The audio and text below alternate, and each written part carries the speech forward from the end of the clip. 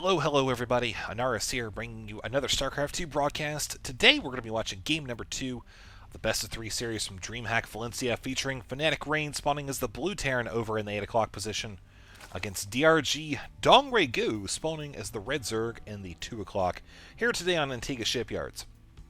Now, I feel like we're going to have a really solid match today. And I'm not just saying that, just as a filler. I really mean it, because with the spawning positions being as they are, I don't think either player is really going to have a lot that they can abuse in terms of built-in terrain features in relation to their opponent. Now, let's talk about that for just a second here as these guys are starting to build. If DRG spawned here, the Terran player spawned here, the Terran player's third would be very vulnerable to meta harassment. Likewise, I feel like the Terran player would have a little bit of an easier time accessing the main base for DRG. Likely what you'd see as a response would be a lot of the tech structures placed down here in the natural, which is a little bit farther away.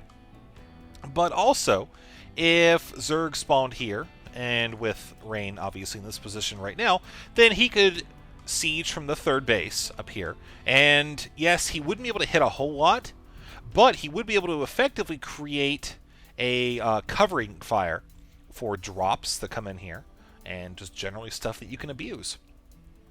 So, I think with things being as they are right now, we're going to be very happy with this matchup here. So, Rain already has dropped down barracks and gas, and the gas has actually gone down after the barracks, so we are going to see that not a Hellion opener. If he does, it's going to be a little bit adjusted. But we saw in game number 1, he doesn't really go too much for the whole Hellion harass into mid-game turtle marine tank. You saw how he really kind of played with aggressive marine style build. I feel that not going that route this game is a pretty smart idea. DRG going ahead with this expansion as well. And I feel like in game number 1, he might not have been wholly anticipating it. I mean, he reacted very well, but now DRG for sure is planning ahead. He's got his expansion 3/4 complete. You see, he's pretty much opening with the same build as before, but the same strat twice, not always the best. So we'll just watch and see what happens here as the factory has gone down. So this is going to be a little bit of a deviation. I'm really curious to see how much he commits to this Hellion harassment, if any. I mean, we do have just one gas right now. So I'm thinking, okay, there's the reactor, another indicator that he's going to be committing to this Hellion play for a little while. But I'm really wondering how he's going to transition out of it. And that's not to say that he won't be able to. I'm just curious the timings of it, how many Hellions he's going to commit, or if he's just going to go straight on to possibly something other than Marine Siege Tank, which is pretty much just, par for the course here in ZVT. DRG, likewise, has just shown that he really likes macroing up and going with the same strategy each game. And he handles it very well. It does require a decent level of micromanagement, a really good one, actually. And he's shown that he is more than capable of that, even if his opponent, Rain, does like to harass the hell out of him with creep tumor assassinations. We'll just call it that. So this poor SCV, man, just does this big old loop trying to avoid those Zerglings and ends up getting found out anyways. So he's going to be carrying his little, bucket of minerals, jogging as fast as he can. That's right, it's like this SCV suit, it's like the Flintstones vehicle. Even though it's got those rockets on the back, he's still got his feet out. You just can't see him. He's trying to pedal right along, getting away from the Zergling, who in about 2 seconds is going to have that speed upgrade and is going to be able to pop him out. But now Rain, he's got some Hellions up here, and there's already 2 Queens. So, oh, man. That's never a good thing to lose your first Creep Tumor. But I'm really not sure he's going to be able to do a lot. One nice thing here that's working out well for him is the fact that he's trying to engage with the Creep Tumor between him and the Queens. And see, that's what he's doing right there. This Creep Tumor just about complete. And DRG realizes that. That's why he's backing up now. The Queen coming in this time as well. Again, trying to be careful. With all these roaches popping out now, it's clear to me that DRG does not want to have anything to do with those Hellions. So I think it's actually really interesting that he decided to pull out with these roaches. He is going to be going for some type of aggressive push that's going to try to hit the Terran player, possibly before the siege tech is completed, which we can see right there. He's probably hoping the fact that because he had the Hellions, the reactor Hellions, might not have a lot in the way of invested towards a standing army, but we see that's not the case. He's got a decent number of Marines. He's also got the bunker going down, which will be finished just 1 or 2 seconds too late to be ready in time for the engagement. But I mean, he's got the tank here. Tank, obviously, very high damage output against armored units. 25 every 1.04 seconds, I think. I'll actually look at it right there as these roaches are clamoring away at the command center. 1.04 seconds. Yes, that's what it is. So if he's not careful, he's actually going to lose that tank, which would be a pretty substantial loss here in the early game. So DRG making these roaches pay for themselves. This siege tank, yeah, he's definitely going to be alive. But DRG now has basically come up, put some pressure on Rain, knocked down the army, left him susceptible, I feel, to continued pressure should DRG decide to do it. But more importantly, it has cut off Rain's ability to project force over to the other side of the map, which is what DRG really wanted to come as a result of that. Losing the siege tank, losing all of those Marines, is going to mean that he's going to be playing very defensively here for a couple minutes until he can get his production facilities up to match his new income. Now, obviously, with the expansion down, he's going to be looking pretty decent, but look at the gap already, 50 to 34. That's going to be continuing to go up here as DRG macros up very hard right now. He's got more gas on the way, Lair Tech coming as well, a few additional roaches, again, pretty much just for mid-game defensive support.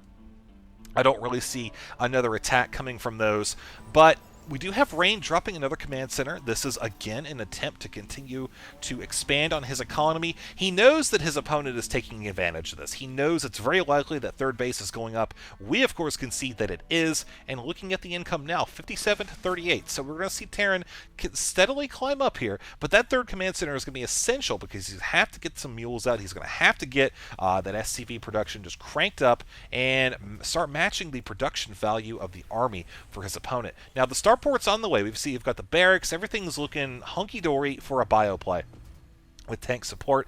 And right now, DRG is looking pretty good as well. He's got good gas income. We can see that real quick there. Mining all 4 geysers, 2 additional ones on the way. Baneling Nest, we've got some upgrades. Range level 1, that's actually really interesting. I wonder if he's going to be continuing to try to use this roach play that he opened up with. I mean, he has a few of them right now. Obviously, if he was just going to build those 5, I don't think he would want to invest into weapon upgrades for that unit.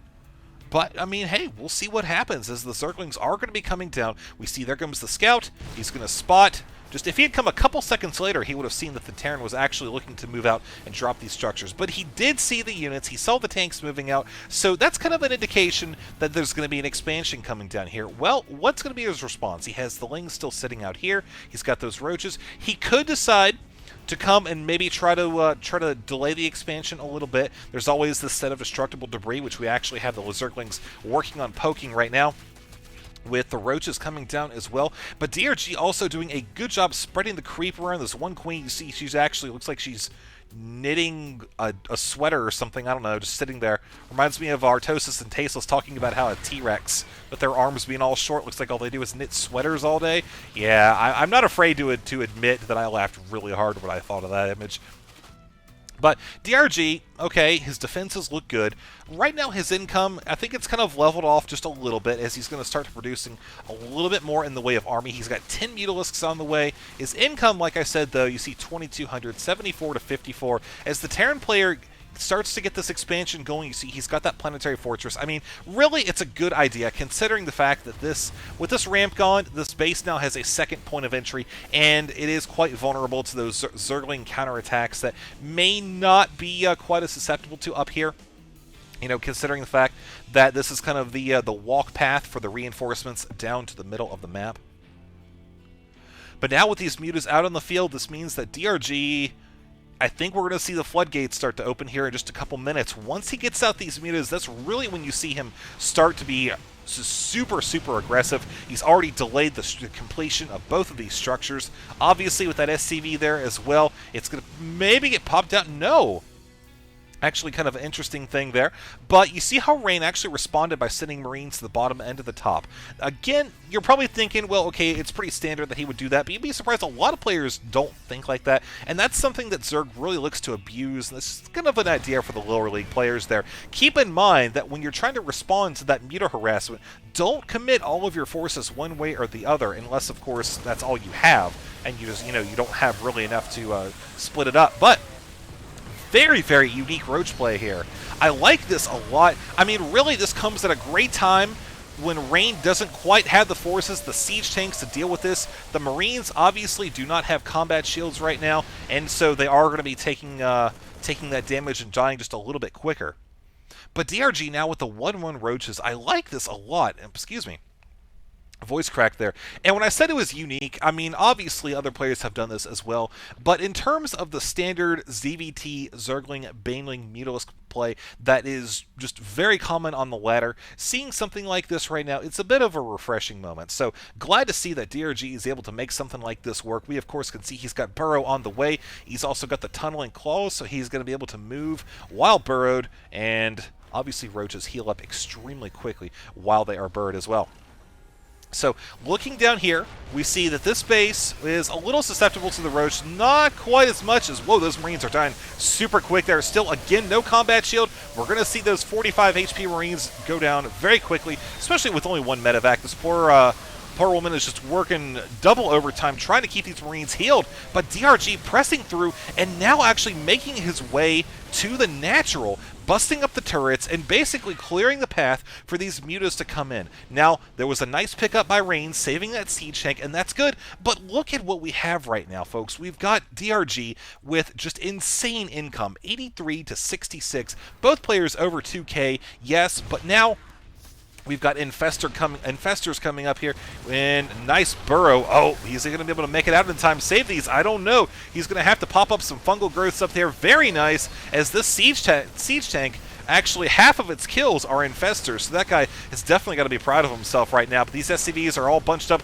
asking for a Baneling. Unfortunately for DRG, there is not one in the area. But at this point, Rain does not have a lot of options. He does have the combat shield upgrade finally, so that's good. He's also got armor level 1. There's a greater spire on the way, a bunch of corruptors. So I think DRG is just going to be looking to finish this up with some broodlords. He's keeping this constant pressure on the expansion, delaying the Terran's ability to effectively create any sort of resistance here beyond what he already has kind of with his production facilities. Marines and siege tanks, that's about it. And that's not something, really, either of those units independently are not that great against what we're seeing. Combined, he's using them to a pretty decent effect, but really, when you've got a whole bunch of potential broodlords here on the way, I mean, there's really no other reason to make all those corruptors right now, then you're just not going to be able to do a whole lot else. Drops would be an option, but at this point, you look at DRG's base, you see, okay, he's got a spine crawler. He's got creep all over, a good third of the map. Getting into any one base is just going to be a matter of about 5 seconds tops. And he obviously can project a lot of force down here in the bottom as well. So with these siege tanks moving out, the Terran is basically just making one last effort, I feel like, to try to assert some control over his own base, which he's not having that much success. He has kept the Zerg over here, and that's fine. But DRG is still continuing to grow. Just look at the income right now. He's approaching 3K, which is insane, with 88 harvesters. And look at the units lost right now. You see about 2K gap, but the big difference is the production, the income, and DRG has just been keeping the pressure on. Rain hitting him where it counts. There goes another siege tank right there. We're going to see him move up into the main now, where Rain really does not have a lot left to deal with this. 5150 to 1400.